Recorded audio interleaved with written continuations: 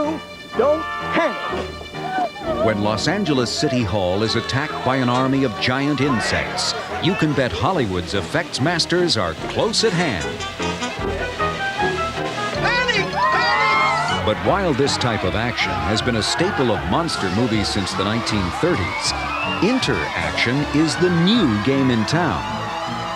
Today, interactive games are being produced with big screen special effects. And while these movies are made for the small screen, they are no less challenging, often requiring over 70 shots per day. Coming up, we'll go to the movies where you control the action, whether as a fearless pilot or an overmatched exterminator in the jaws of defeat. It's a new breed of special effects guaranteed to spark your interest. Next on Movie Magic.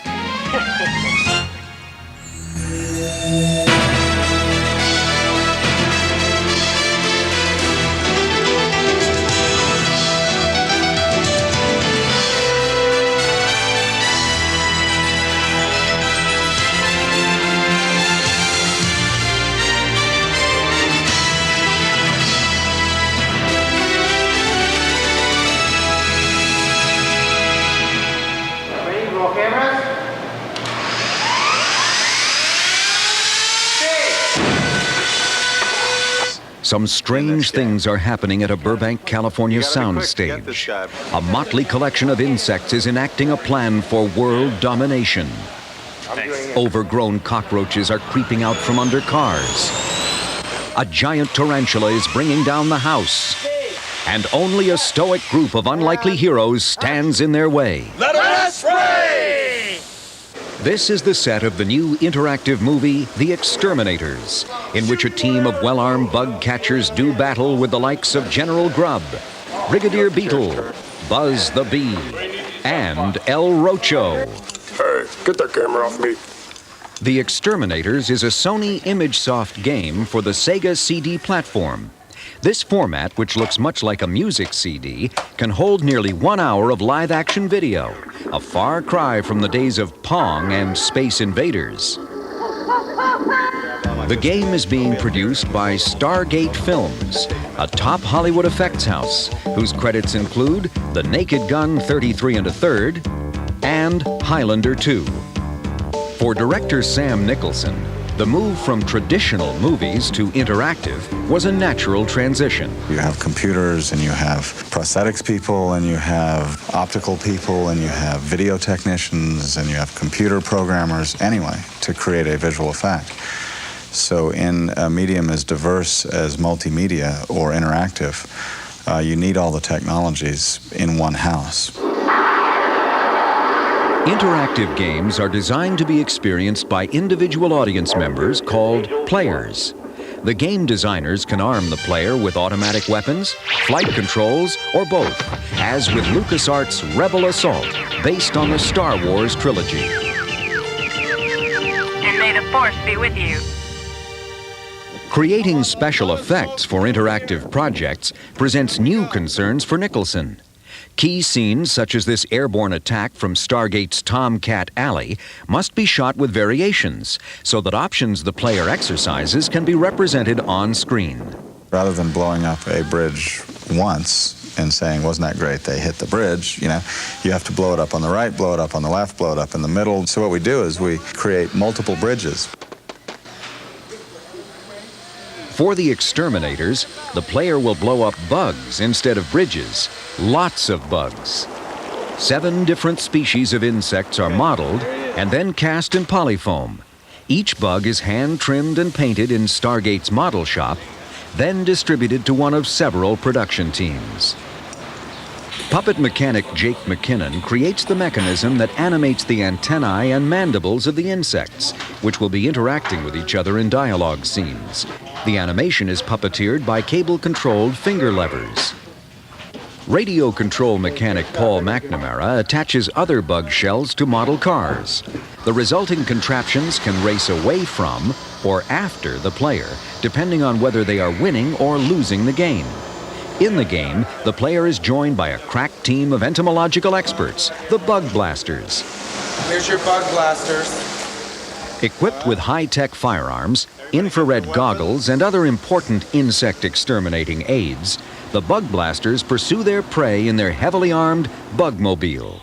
Constructed in 6 weeks by a team of 10 artists and fabricators, the Bugmobile supplies the players with an arsenal of missiles, cannons, and machine guns. And the missiles itself, we can get the pyro guys to actually make a small charge for the missiles. For safety reasons, scenes that require the Bugmobile to unleash its weapons will be filmed with a radio-controlled 1/28 scale miniature Bugmobile. So the player will have like a control, and he'll be able to target with the bug scope like a giant tarantula or something, and he'll be able to launch these in miniature. Yeah. Action rehearsal. Quick, let's go. Looks like we're going to have to go the rest of the way on foot. I don't like the looks of these tunnels. If they knew we was coming, they'd have tidied him up a little. One of the most treacherous scenes in the game requires the bug blasters to descend into a giant scorpion's lair. Here they will do battle with this enormous, venom-spewing freak of nature. Ready?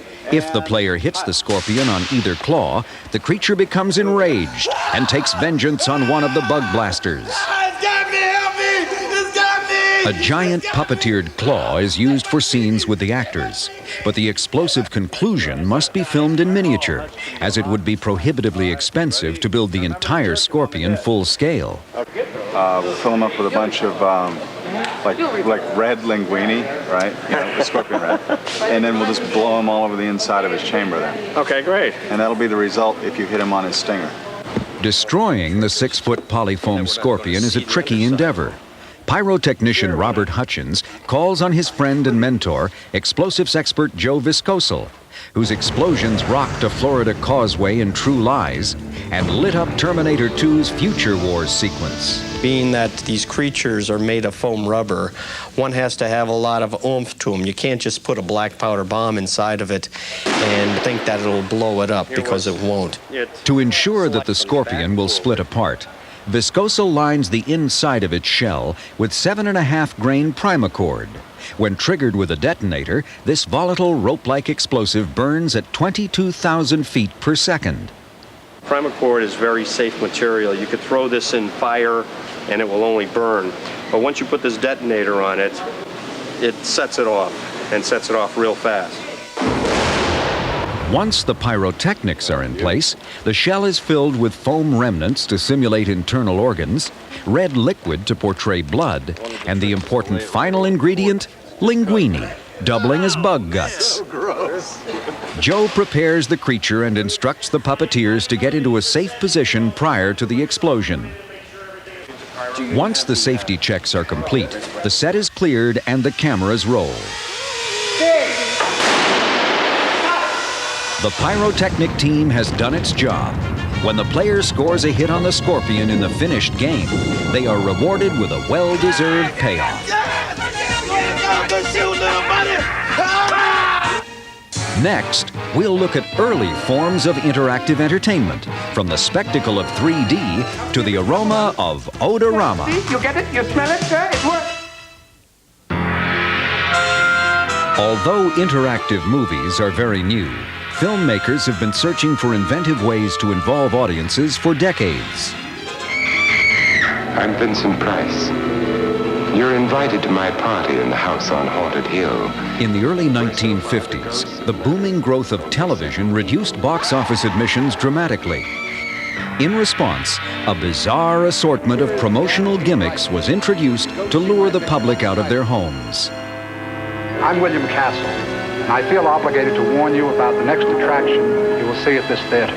The P.T. Barnum of this era was William Castle. The flamboyant producer-director pioneered inventive gimmicks such as Emergo, which caused skeletons to fly over the audience during a scene in House on Haunted Hill.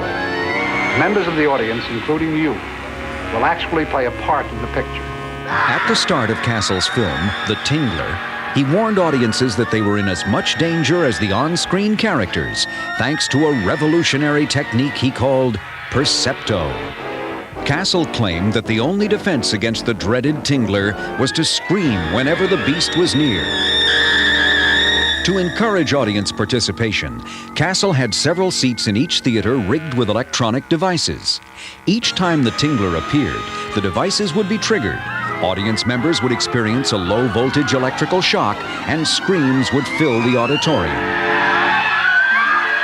William Castle was really the whole reason I got into show business in the beginning. I would go to the Towson Movie Theater, which was the name of the theater near where I lived, and by the time it got there, and the tingler, only 2 seats were wired, not the whole theater. So I would go early and look under the seats and find where the buzzer was and sit there all day and get electric shocks. Following in Castle's footsteps, John Waters introduced an even more unusual interactive gimmick with his 1981 film, Polyester. Odorama will enable you, the viewer, to actually smell right from your movie seat some of life's most fragrant odors. When numbers flashed on the screen, audience members used scratch and sniff odorama cards to experience various aromas such as roses, pizza, and other less appealing fragrances. What is it? What? Let's go! It was a joke. It was another part of humor in the film that basically I was trying to include the audience in on this joke. They had smell-o-vision, they had aroma-rama, but none of it worked because they could get the smells in the theater, but they couldn't get them out. This way, I got the audience to not only have the smells in the theater, but they got to take it home with them. While Percepto and Odorama were one-time gimmicks, the 1952 introduction of 3D films proved to be more than a passing fad. I'm sure you'd all like to know something about the new entertainment miracle, Third Dimension. What it is, what it does. After the seminal 3D effort Wanna Devil boasted it would put a lion in your lap, the 1950s spawned dozens of imitators. These heavily hyped films advertised the effect with such glorified names as Natural Vision and Duo Vision. Objects actually seem to come out of the screen, so real they almost touch you, creating the most dramatic impact that the screen has ever known. Most early 3D photography utilized 2 precisely positioned cameras, a cumbersome technique that slowed the production process dramatically.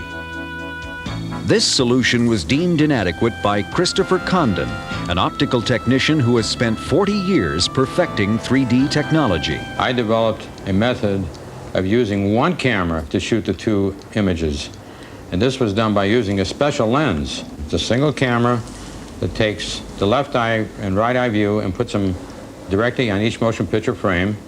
And now, instead of needing 2 projectors in the theater, we only need 1. For exhibition, the film must be projected through a similar double lens, as well as a pair of polarizing filters, which keep the images separate or polarized. To perceive the effect, audience members must wear glasses which keep the left and right eye images distinct. Today, 3D films rarely appear in movie theaters, but Condon is introducing the technology to a new generation of artists. He is hard at work on a variety of theme park and other special venue films, such as cinema rides Haunted Graveyard Run. It was one of the greatest pleasures of my professional life to work with the younger filmmakers, because they're very open-minded and are very much attuned to the term virtual reality. And a properly made 3D motion picture is really like virtual reality for audiences. Action game! I predict that eventually, maybe very soon, the young filmmakers are going to be the ones that put this marvelous dimensional process into mainstream. Even though the technology involved may differ dramatically, whether it's Percepto, Odorama, Emergo, or 3D, the idea is to get the audience involved. There's nothing I like more when I'm standing in the back of the theater and I see the whole theater do body English together from either laughing or being shocked at something or being surprised. So it's incredibly important to me that they don't just sit there. This will make you feel all better. The entire backside of his butt's going to get cream. Coming up, the team from Stargate creates 2 very different explosive endings to the Bug Blasters saga. Action! On the set of The Exterminators, the team from Stargate Films is preparing 2 main endings for this interactive game. One will convey victory, the other devastation. If you win the game, you wind up blowing up City Hall and the biggest bug of them all, and you're a great hero and the mayor comes out and you get the key to the city. On the other hand, you lose, bugs invade Los Angeles, you blow up City Hall by mistake, and you're totally scorned by all of Los Angeles and the news crews. We call it the big humiliation scene. I blew it! At the end of the game, the League of Insects has assembled in City Hall to plot Los Angeles' ultimate demise. I want them to scream. I want them to bleed. I want them to say, "Mommy!" The player, along with the bug blasters, must plant a bomb and get out of the building before the big explosion. For the League of Insects scenes, a team of puppeteers takes its articulated characters to a green screen stage where they will be filmed. The green screen will be electronically replaced with a background shot in post-production. The fire ants fizzle! Okay, and now look at the drum. Right? Ready? One more time. Ready? And action. The fire ants fizzle! The bugs are puppeteered from beneath the floor of the set. The process of synchronizing the 7 performances is complicated, but once a good take is captured, it can be used for several scenes. You can dub in either line. Because, I mean, you can't. Lip sync is not a particular problem here.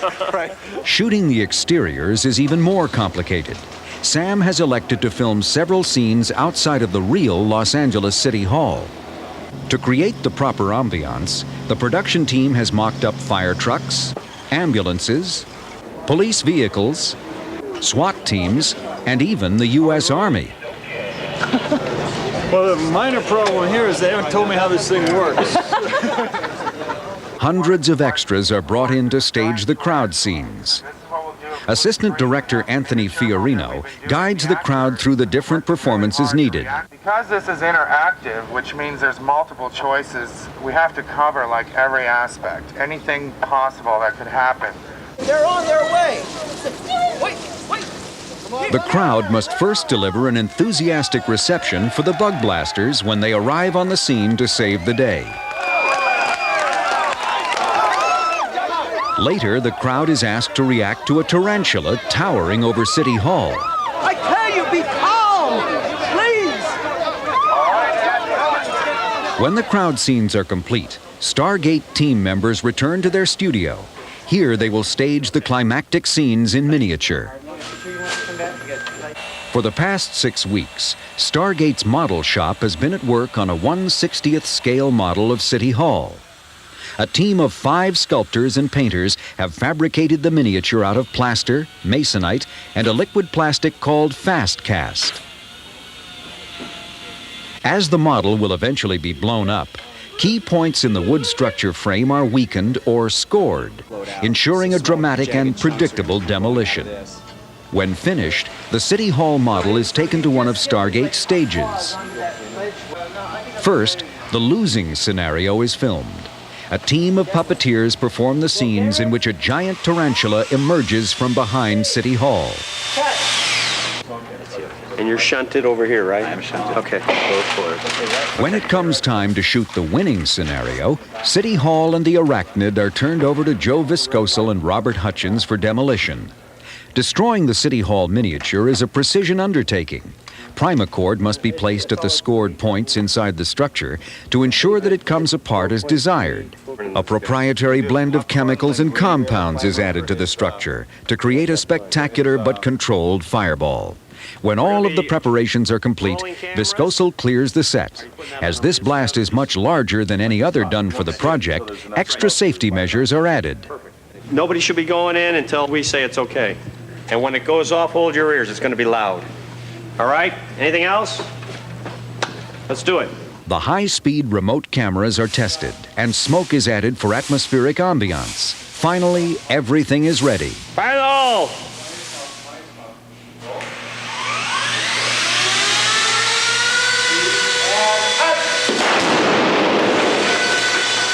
The explosion is impressive, but Nicholson feels that the ending needs to be even more dramatic. He asks Viscosal to rig one more charge to the partially destroyed model.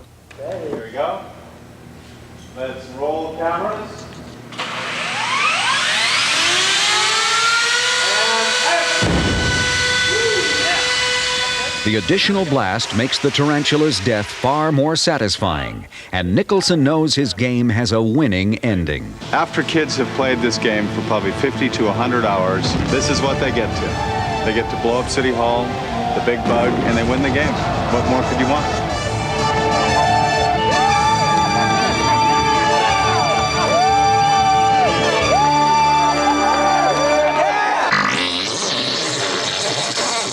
When the filming is complete, composer Mars Lazar creates digitized insect noises which add to the game's comical tone.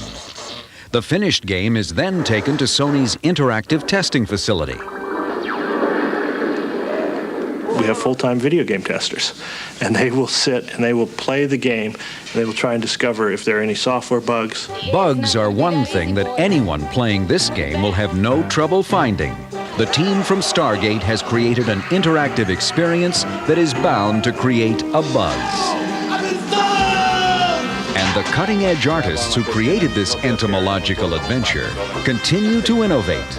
They are ushering Hollywood into this new medium where the effects masters are the stars. It's the work of these special effects artists and technicians which puts this form of storytelling on the cutting edge. And in these games, whether you win or lose, you'll still enjoy the unique experience of interactive movie magic.